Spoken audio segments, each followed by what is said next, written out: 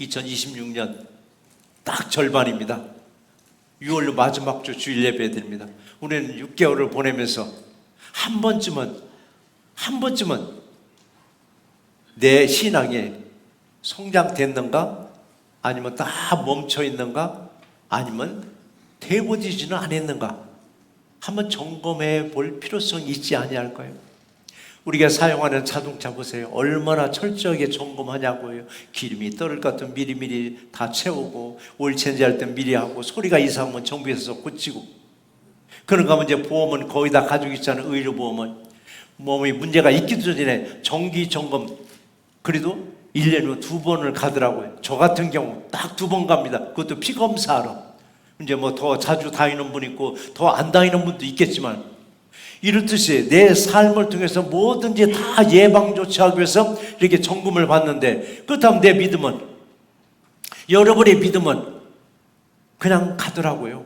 한 번도 체크해 보지 않고 그냥 가더라고요. 그래도 한 번쯤은요, 1년이면 2~3차례 내 믿음이 어떤가 한번 좀 점검해 보는 그런 시간이 되실 줄 믿습니다. 그런가 하면 또 어떠냐고, 교회에서 집사로 임명받고 안수 집사로, 그리고 권사로, 장로로 또 임직받은 분들이 교회 중간 지도자로서 얼마나 또 많은 활동을 하고 있느냐고요. 내가 임직자로서 활동하면서 내 믿음은 또 어땠는가? 나는 그 의무를 다하고 있는가? 아니면 그 직분에 만족하고 있는가? 직분에 만족하고 있지는 아니한가? 그래서요 올 9월 달에 임직자들을 위한 세미나를 준비하고 있습니다. 뭐 임직자들이 뭐 잘못했다는 게 지금도 잘하세요. 아주 잘하는데, 임직 받았을 때 그 순간의 감동이 이제 다 식어졌더라고요.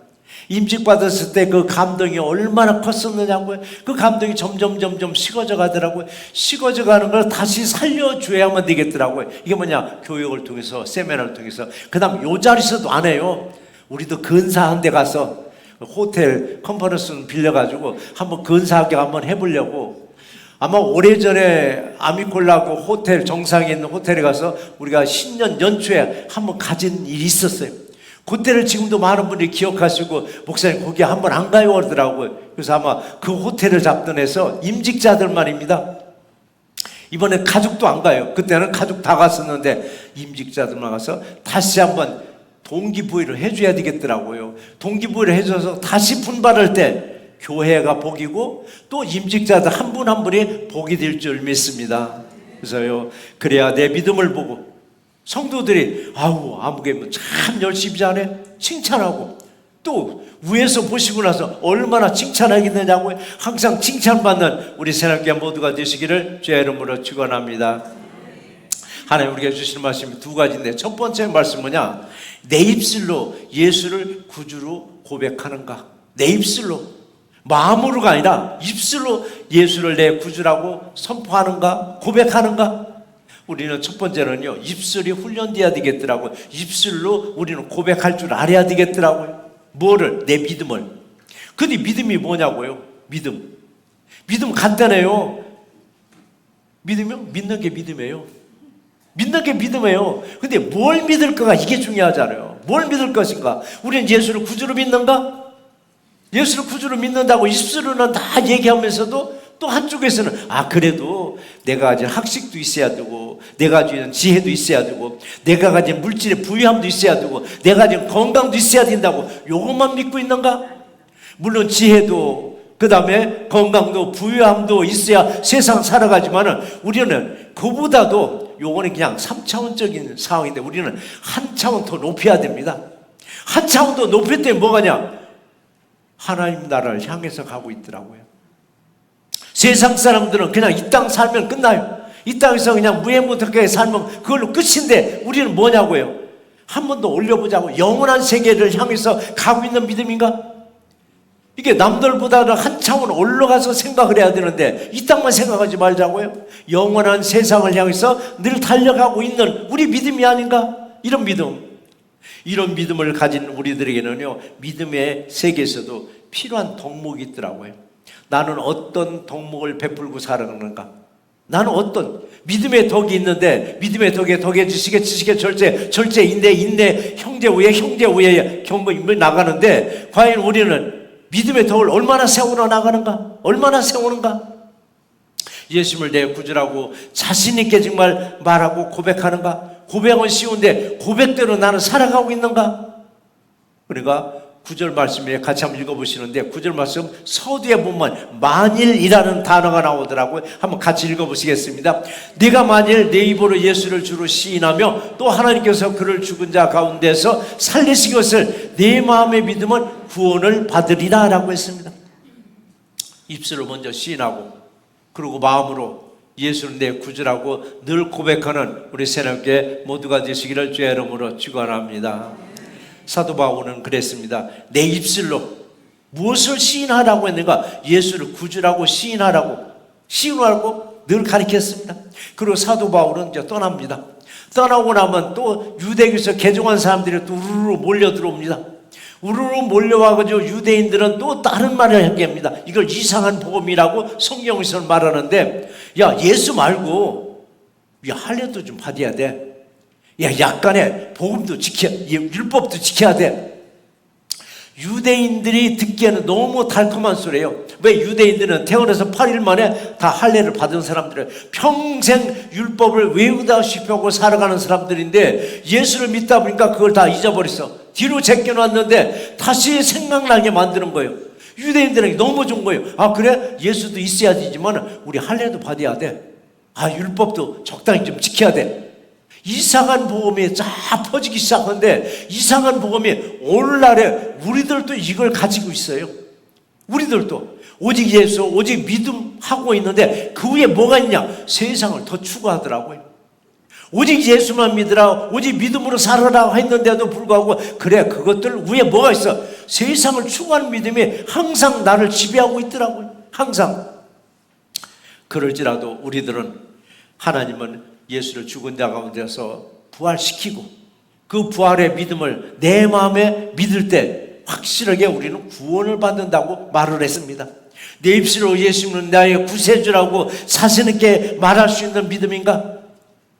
자신 있게 말할 수 있는 믿음이라면 눈에 보이는 믿음의 덕도 우리는 세워나가야 됩니다. 눈에 보이는 믿음의 덕이 있습니다. 어떻게 믿음의 덕을 세워나가는가를 성도님들은 임직자들을 자세히 살펴보고 있더라고요. 살펴보고 있어요.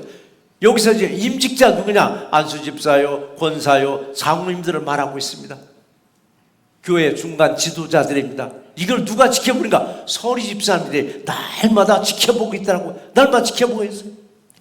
그러면서 지켜보고 있다가 저한테 어느 때는 컴플레인 할 때가 있어요.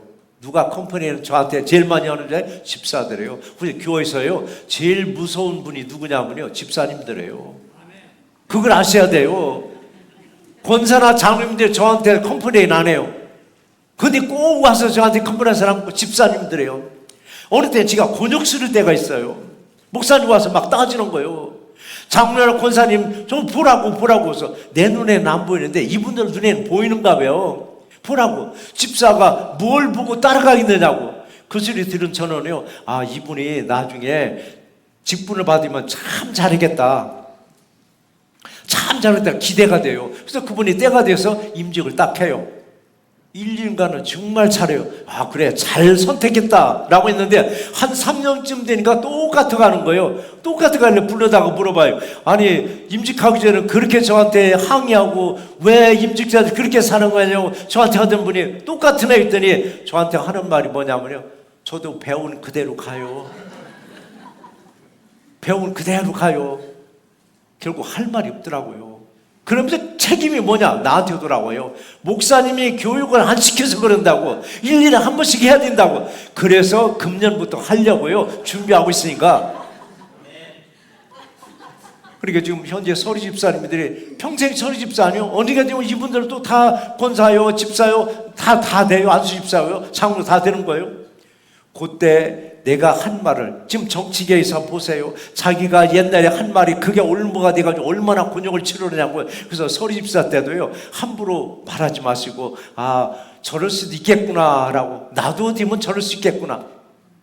올 9월 달에 한번 여러분 찾아보세요. 어디로 가서 우리 교육을 받을까? 강사는 지가 안 해요. 저도 외부에서 모셔야 되거든요. 왜냐면 제가 가르쳐야 제일 힘들어요. 저도 남의 교회 가면 잘 가르치는데 내 식구 가르쳐야 제일 힘들더라고요. 그래서 저도 외부에서 모셔다가 한 번쯤은 하루 종일 호텔에서 멋있는 데서 잘 먹어가면서 교육을 받을 계획이니까 이제 함부로 나태하지 마시고 좀 더 각성하시고 근신하면서 내준 직분에 최선을 다하는 우리 모두가 되실 줄 믿습니다. 그래요. 입술로는 거룩하게 얼마나 말을 잘하느냐고요. 그 말을 듣다 보면 야 정말 예수의 향기가 나오네. 그 말을 듣다 보면 예수의 향기가 나오는데 라고 하는데 이분의 말과 행실이 또 다른 거예요.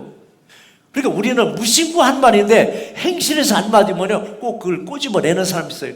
말은 그렇게 했는데 말은 그렇게 행실은 또 다르네? 또 다르다고.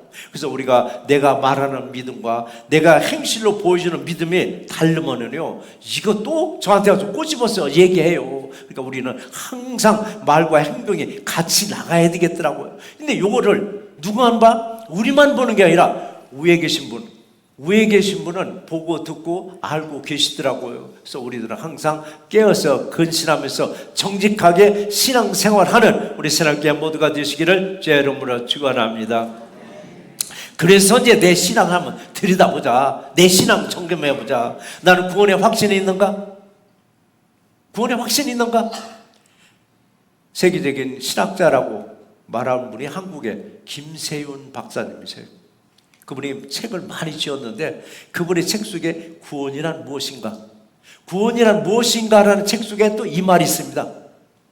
죄에서 벗어나지 못하면 여기서 죄라는 것은 세상 범죄를 말하는 게 아니라 하나님을 모르면 죄예요. 성경에서는 죄에서 벗어나지 못하면 삼중적 소외된 삶을 살게 된다고. 세 가지 면에서 소외된 삶. 소외된 뭐냐? 외면당하는 삶을 산다고. 우리 살다 보면요 소외된 삶을 겪는 경우가 더러는 있어요. 이걸 외면당한다 또는 요즘 말로는 왕따 당한다고 그러잖아요. 얼마 전에 설교 때 그 얘기 했잖아요. 사전에 미리 야 언제 어디서 무엇을 만나자 그러면 그냥 각자 알아서 흩어져요. 근데 갑작스럽게 여러 사람 있는 중에서 아무개는 빼고 가고 싶어, 아무개는 같이 가고 싶어. 그러니까 아무개 갖고자 하는 사람들이 막 눈짓을 하는 거예요. 막 쑥덕거리고 숨짓하고. 그럼 자기들끼리 사인이 다 끝나지고 싹 빠져나가. 가고 난 뒤에 사람들은 그래. 이거 쑥덕쑥덕 하더니 지들끼리 나갔네. 이거 참 교회에서 보기 싫은 게 뭐냐면 맨밑이 나가버리는 거. 그냥 어느 사람 야 내가 커피 살 테니까 나갑시다 하면은 얼마나 좋으냐고. 그럼 갈 사람 가고 안 갈 사람 안 가요. 내가 빵 살게 갑시다 하면 갈 사람 가고 안 갈 사람 안 가요. 한 20년 전에 그런 일이 있었어요. 이 건물이 아니라 먼저 건물에서 연휴가 됐는데 그때 성도님들이 삶이 이렇게 여유가 많지 않으니까 연휴 되면 교회로 더 모여요. 목사님 어디 안 가세요? 그러니까 혼자도 못 가요 그때는. 근데 어느 가정에서 두 가정이 목사님 가정 우리가 가정하고 어느 가정하고 어디 먼지 한번 파나마 한번 가자고. 아시는 분 알 거예요. 파나마 한번 가자고. 그러자고 대답을 하고 났는데 고민스러운 거예요. 한참 가고 있는데 전화 와가지고 목사님 어디 계시면 내가 뭐라고 거짓말을 하느냐고. 그럴 거 없이 그냥 토요일날 그 얘기 들으니까 주일날 그냥 광고하자고. 주일날 광고해버렸어. 연휴 때 갈 사람 가자라고. 그랬더니요 거의 90%가 막 찾아온 거예요. 그 다음날 청년부에서부터 유수회까지 다 오는 거예요. 차는 한 대로 가고 있는데 막 줄줄줄 막 꼬리를 물고. 얼마나 은혜스러웠는지 몰라요. 방은 분명히 2칸을 얻었을 거예요. 우리 가정하고 초청을 가정하고. 그 나머지 가정들 방 다 만들었어요. 전 이렇게 가려면 한꺼번에 가든지 아니면 안 가든지 아니면 갈 사람은 가자든지 그렇지 않고 쑥덕쑥덕 나가는 거 이거는 중직자들 임직자들이 잘 이건 개선해 나가야 우리의 숙제이기도 하더라고요. 자 그럼 삼중적 소외감을 어디서 제일 먼저 느끼느냐? 하나님부터 소외감을 느껴요. 하나님. 왜? 죄에서 벗어나지 못했는데 하나님부터 소외는 뭐냐면은 바로 외면하더라는 거예요. 하나님 외면하더라는 거예요. 두 번째 누가 소외당하느냐? 이웃들로부터. 하나님의 손을 딱 떼니까요 이웃들이 날 우습게 하려 버려요. 또 하나 뭐냐? 진정한 내 자아로부터도 소외되는 거예요. 내 자신으로부터. 딱 그런 얘기들 해요. 내가 나를 봐도 내가 싫다는 사람이 있더라고요. 자기가 자기를 싫다는 사람이 있더라고요. 왜냐면 나도 모르게 일을 저지르고 난 거예요.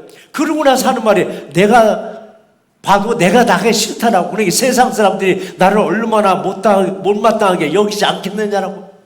자, 죄로부터 벗어나지 못하면은요, 자, 하나님부터 외면당하고, 이웃들부터 외면당하고, 내 진정한 자로부터 외면당하는 거예요. 외면당하는 거예요. 근데 이러면서도 전혀 자신은 몰라요. 하나님과 외면당을 몰라요.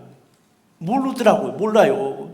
그러니까 이분들이 건강은 좋아요. 화구장사요. 얼마나 힘이 좋은지. 이분들이 영적을 이게 들여다보면요, 영적인 면에서는 중증 환자가 됐어요. 중증 환자는 뭐냐? 이멀전시 가야 할 환자들. 영적으로 봤을 때 이런 분들이 내가 어떠냐고 그래요. 내가 어떠냐고. 아픈 환자가 의사한테 가서 내가 어떠냐고 하면 의사가 고쳐주느냐고. 못 고쳐요. 하나님 앞에서 내가 어떠냐면 하나님이 고쳐주겠느냐고요. 겉으로 보이는 병은 그래도 말을 해요. 보이지 않는 이 정신적인 질환, 이건 자꾸 숨기는 거예요. 숨기다 보니까 목사도 기도할 거리를 못 주는 거예요. 분명히 다른 거 가지고 가서 목사님 기도해 주세요로 오긴 왔는데 다 얘기해. 그렇듯한 거 얘기해. 근데 얘기할 한 가지는 빼놓고 그냥 가. 근데 분명히 저는 정황적으로 알아. 저분이 저기도 하나 더 있는데 왜 빼놓고 가나 말은 못하지만은, 아, 저분이 하나 빼먹었네. 정신적인 문제 있는 걸 하나 빼먹었는데. 우리 정신적인 문제요, 이게 정말 심각한 문제인데도 본인들은 괜찮다고 얘기합니다. 나는 괜찮다고. 이런 사람이요, 사람들 보는 눈치는 백단입니다. 아, 이 공동체에서 나를 조금 외면하는구나. 공동체에서, 아, 친구들이 나를 외면하는구나. 성도들이 외면하는구나. 직장에서 일하는 사람들이 일터에서 나를 외면하는구나. 이 소외되는 건 너무 잘 하는 거예요. 눈치가 백단해요. 그런데 문제는 하나님과 나의 관계를 전혀 모르더라는 얘기입니다. 하나님도 등 돌려버렸어. 하나님도 외면하고 있는데 하나님 여전히 나와 동행한다고 착각하고 우리는 살아가더라고요. 그리고 자기 자신과도 이게 자기를 모르는 거예요. 자기 자신이 나를 외면했는데도 그걸 모르고 살아가더라고요. 그래서 우리는 1년에 한두 번이라도 내 믿음은 올바로 가고 있는가, 하나님과 관계가 바로 잡혀 가고 있는가, 이걸 살펴봐야 돼요. 하나님 나를 외면하면 내가 가는 데마다 내가 흔적을 남기고 다녀요. 가는 곳마다 내 흔적을 남기는데 어떤 흔적인 줄 아세요? 마귀의 흔적을 꼭 남기고 다니더라고요. 하나님이 함께 하지 아니하면요, 우리는 마귀의 흔적을 꼭 남기게 되더라고요. 그래서 누구가 지나가고 나면은, 아이고, 마귀 짓 하고 갔네. 그래서 우리는 내가 머문 자리에 예수 사랑의 흔적이 남겨있는가? 예수 사랑의 흔적이 남아있는가? 우리는 예수님은 나의 구주라고 입술로 고백하면서 살아가는 우리 새날교회 모두가 되시기를 주의 이름으로 축원합니다. 두 번째 우리에게 주신 말씀은, 이번에는 마음으로 믿는 예수라고 고백하는가? 처음에는 입술로 고백했습니다. 이걸 외적인 고백입니다. 이번엔 마음으로도 예수는 내 구주라고 고백할 때 내적인 고백이 되더라고요. 훈련된 입술에 끊임없이 내 마음을 훈련시키더라고요. 입술을 훈련시켜요. 그러니까 마음으로 예수를 구주라고 고백할 때 어떤 사람으로 세워주는가? 우리가 제일 좋아하는 복 있는 사람으로 세워주시더라고요. 여러분, 복 있는 사람들이죠? 한 분 한 분은 복 있는 사람이 정말 아멘 했습니다. 그럼 내가 복받은 표를 내야 되는데, 근데 사실은 부자는 나 부자라고 얘기를 않더라고요. 그래도 겉으로 표가 나요. 우리도 복 있는 사람인데 복 있는 표를 어떻게 내겠느냐고요. 시편은 1편 1절에서 복 있는 사람이라는 거 시작해가지고 시편 마지막 편 150편 마지막 절 6절에서 뭐라고 나왔어요? 호흡 있는 자마다 여호와를 찬양할지어다. 복 있는 사람이 복의 표시가 뭐냐? 하나님을 찬양하라 했습니다. 하나님을 찬양하기 때문에 성가대가 뭐냐? 하나님을 찬양한다고 요것만 찬양하냐고, 하나님 말씀을 읽는 것도 찬양입니다. 기도하는 것도 찬양해요. 호흡이 뭐냐고, 내가 숨을 쉬고 있는 순간까지 하나님을 찬양하라 했습니다. 이게 복 있는 사람이라고 했습니다. 복 있는 사람은 사람들이 뭐라고 하냐면 재수 좋은 사람이라고 얘기해요. 재수 좋은 사람. 이 반대로 뭐라고 그래요? 재수 없는 사람이라고 하더라고요. 세상에서 가장 비참한 소리가 뭐냐면 아이 재수 없어. 여러분 그 소리 해봤어요? 안 해봤어요? 어떤 사람이 나가는 사람들 아이 재수 없어. 했어요? 안 했어요? 재수 없는 사람 참 기분 나쁜 말이에요. 근데 복이 없으면 돼. 재수 없는 사람인데 복이 없으면. 자, 복이 있는 사람이 다니는 직장은요 관계가 화목해요. 복 있는 사람이 운영하는 기업에는 관계가 화목하더라고요. 가정이 화목해요. 교회가 화목해요. 누가 있어서? 복 있는 내가 있어서, 복 있는 여러분이 있어서 교회가 이렇게 화목하잖아요. 신명기 28장 6절에 했어요. 네가 들어와도 복을 받고 네가 나가도 복을 받을 것이라고 했습니다. 복 받은 사람은요 언어가 달라요. 말이 달라요. 언어에서 여유가 있습니다. 여유가 있어요. 부자들은 말투를 잘 보세요. 여유가 있습니다. 하급하지 않고 조급하지 않아요. 근데 우리는 복 있는 사람들이에요. 마음의 여유를 가지고 복된 말을 해주시기 바랍니다. 내가 복을 빌어줬지 상대방에게 복을 받아. 근데 상대방이 기분 나빠서 네 복 안 받아? 내게로 다시 와요. 내가 복을 받는다고 했습니다. 그래서 끝까지 복을 빌어줄 수 있는 우리 모두가 되실 줄 믿습니다. 그럼 저와 여러분들은 무슨 덩어리? 복덩어리, 복덩어리. 이 자리에 계신 우리는 복을 몰고 다니는 존귀하신 분들이에요. 복을 몰고 다니는 본귀하신 분들. 한 예로요, 식당에 갔는데 썰렁해. 손님이 없어.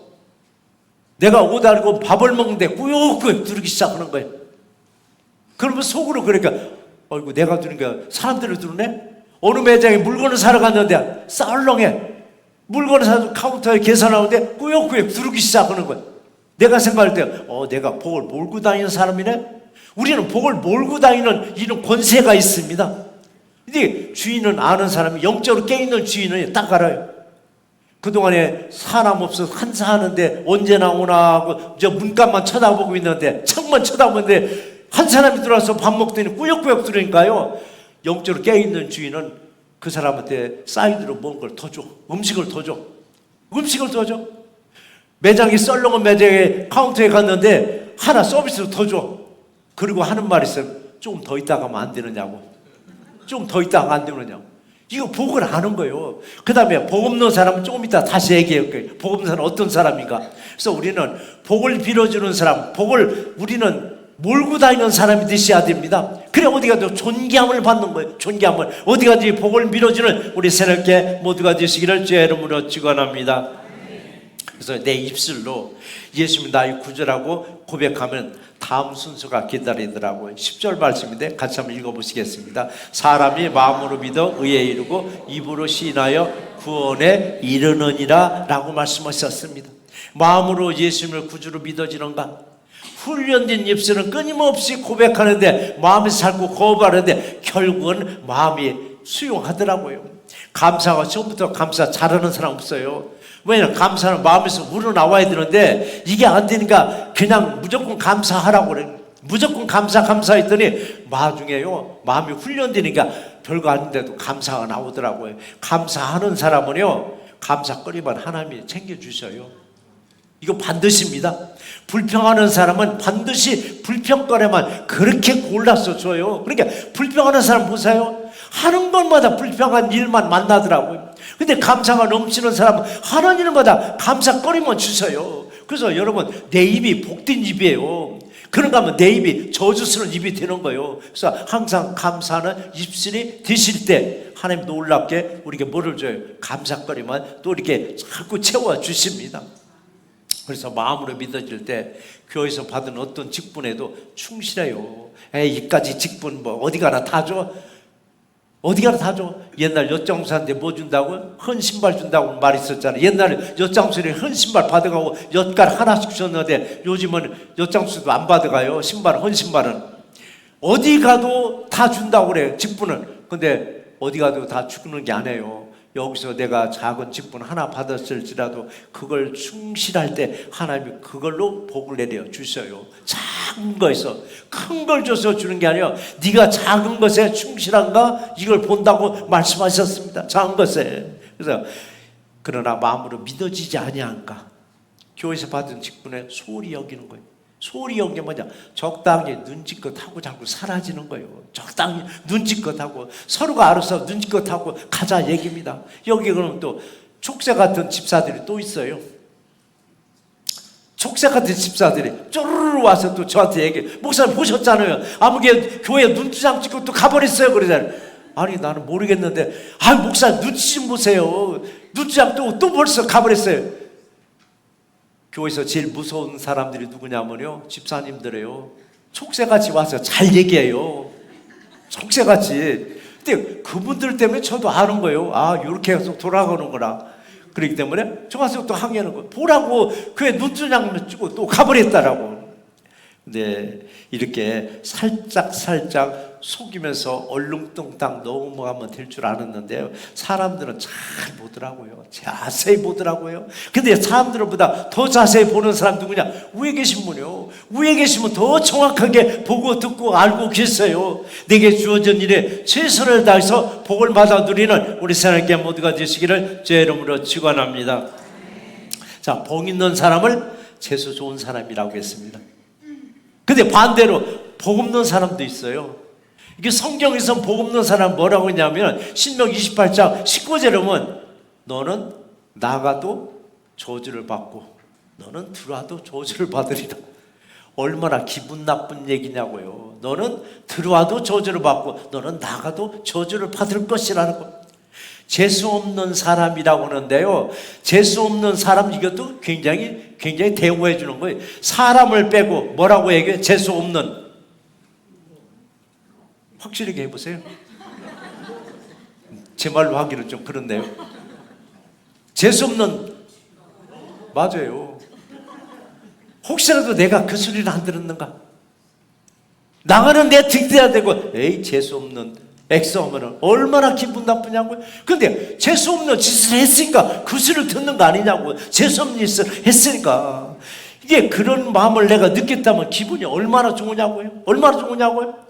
자, 재수 없는 사람은 나기는 어디서부터 지켜? 하나님부터 지킨 거예요. 왜? 죄에서 벗어나지 못했기 때문에. 하나님이 너는 하고서 외면 딱 하지, 위웃도 외면하더라고요. 이런 사람이 이제 식당을 가는 거. 이제 이런 사람 식당 딱 들어가면요, 종업원들 이렇게 쑥덕거려요. 야 저기 너 진상 또 왔다.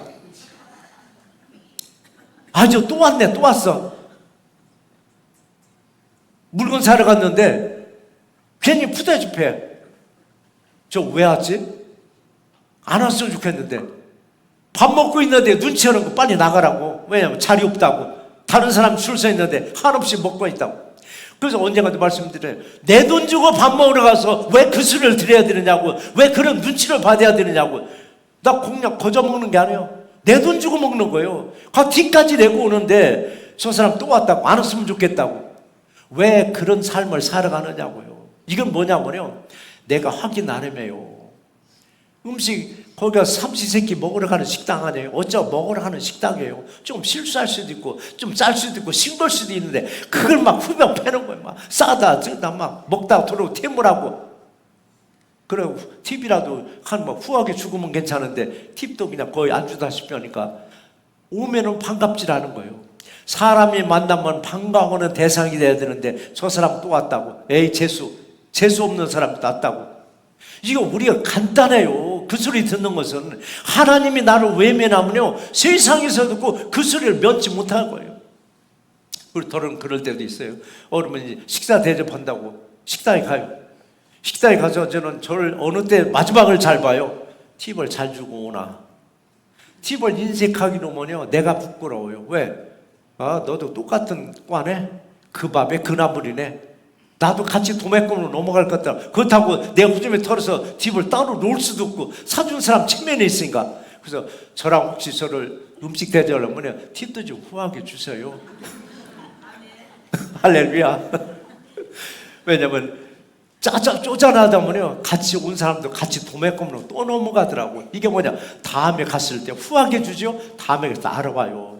반색하는 거예요. 왜? 자기들이 잘하니까. 인생은요, 결국 내가 어떻게 하느냐에 따라서 나도 대접받아요. 예수님 말씀하셨잖아요. 네가 대접받고자 하느냐? 네가 먼저 대접해. 네가 대우받고 싶냐? 네가 먼저 대우해. 너는 대우하지 않고 네가 대접하지 않고 네가 대접받으려고 너 그런 생각하지 마. 예수님도 말씀하신 거예요. 그래서 우리가 대접받고자 하느냐? 대접해요. 우리가 하나님을 하나님 나를 외면하네요. 세상에서도 나를 꼭 이렇게 외면하더라고요.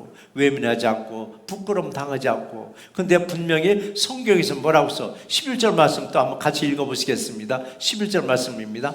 성경이 이르되 누구든지 그를 믿는 자는 부끄러움을 당하지 아니하리라 하니. 분명히 성경에서는 예수를 믿는 자는 부끄러움을 당하지 않는다고 했는데 분명히 나왔는데 왜 부끄러움을 당하느냐고요. 부끄러움을 당하는 건 이유가 있어요. 부끄러움을 통해서 더 좋은 길을 만들어주고, 부끄러움을 통해서 네가 깨달으라고. 네가 이렇게 하지 않으면 네가 개선이 안 될 것 같게 망신을 주더라고요. 제가 새롭게 언젠가 그 얘기했어요.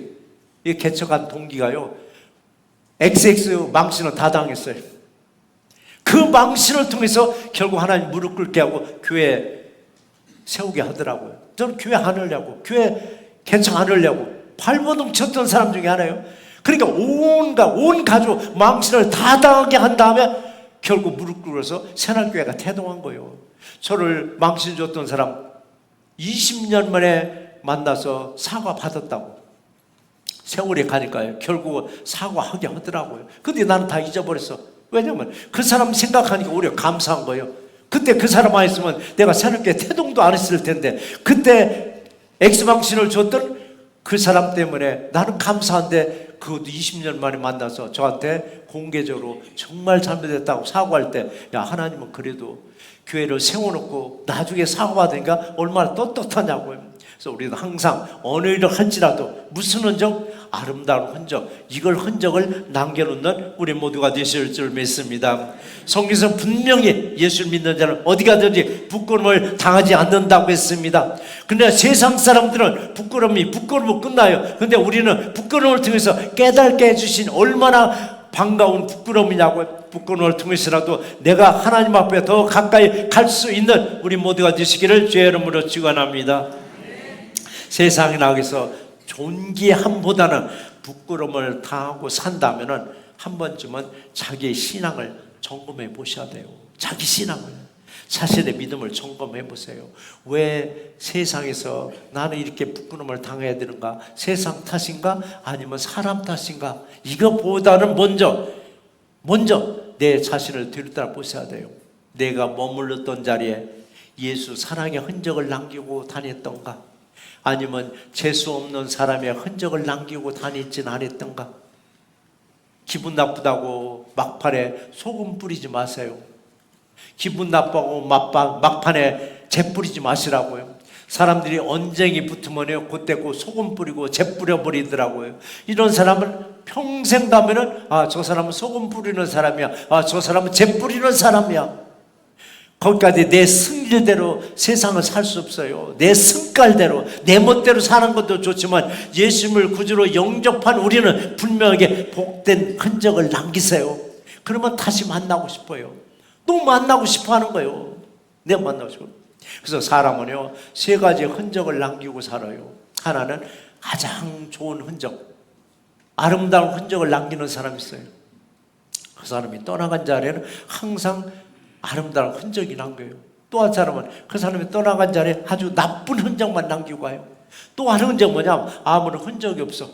유령 같은, 우리들 세상 살면서요, 유령 같은 존재가 있어요. 분명히 10명이 모였는데 한 사람이 왔었나 안 왔었나 전혀 기억을 못하는 사람. 여러분도 한번 옛날 학창시절에 생각해 보세요. 아무개는 누가 얘기하는데 전혀 기억이 없는 사람 있어요. 근데 아무개는 선명하게 기억이 나는 사람 있어요. 흔적을 안 남기는 건 좋은데 자기 존재감이 너무 없어. 존재감이 너무 없어. 우리 6개월을 보내면서 나는 과연 어떤 흔적을 남기면서 여기까지 왔는가? 좋은 흔적을 남기면서 여기까지 왔는가? 나쁜 흔적을 남기면서 여기까지 왔는가? 아니면 아무런 흔적도 없이 유령 같은 존재로 살아오지는 않았던가? 혹시라도 금년에 전반기에, 상반기에 혹시라도 부끄러움을 당한 일이 있었나요? 후반기에는 사람들과 하나님 보시기에 참 잘했다고 칭찬받고, 마음으로는 예수님은 나의 구주라고 고백함으로 복 있는 사람, 재수 있는 사람이라는 아름다운 흔적을 남기는 우리 새내기 모두가 되시기를 주의 이름으로 축원합니다. 말씀을 한번 정리해 보겠습니다. 의료보험 제도가 보편화되어서 보험 소지자는 1년이면 한두 번씩 건강검진을 받으며 질병을 예방합니다. 이처럼 사람도 정기적인 검사를 하듯이 자동차도 자주 사용하는 기계들도 정기적인 점검을 통해서 고장을 예방합니다. 신앙에서도 정기적인 점검이 필요한데, 건강하지 못한 신앙생활을 하면서 자신은 아주 영적 상태가 아주 양호한 것으로 착각하기도 합니다. 자신의 영적 상태도 1년에 한두 번은 정기적으로 점검해 봐야 하는데 교회 출석만 잘하면 된다고 착각할 때가 있습니다. 나의 영적 상태는 어떤가? 나의 직분에 충실한가? 아니면 할 수 없이 교회를 따라가고 있지는 아니한가? 직분에 충실할 때 주님은 함께 하시면서 능력도 우리에게 주십니다. 주님이 주시는 능력을 받아서 세상과 교회에서 복덩이 소리를 들으면서 신앙생활하는 우리 새롭게 모두가 되시기를 주의 이름으로 축원합니다.